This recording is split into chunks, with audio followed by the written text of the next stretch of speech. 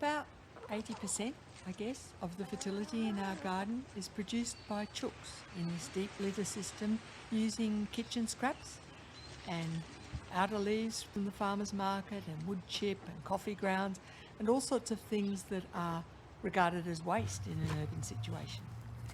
This is the compost they produce, and as you can see, it's full of worms. It's quite loose. The chooks scratch it over all the time, and every time I take some out, I dig it over and they have a feast on worms, but there's still a lot of worms in it.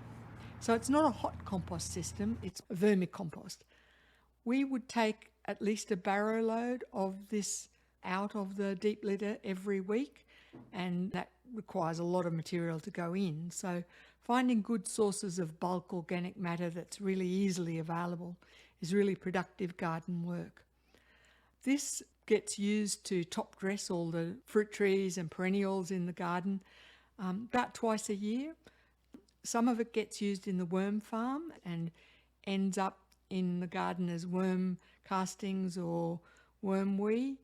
Some of it gets mixed with cracker dust to produce a seed raising mix, and it makes its way into the garden with the seedling. Quite a lot of it gets used to put a couple of handfuls of compost top dressing on the garden every time I plant anything into it, and that makes everything healthy. And once everything's healthy, a whole heap of other problems just don't occur.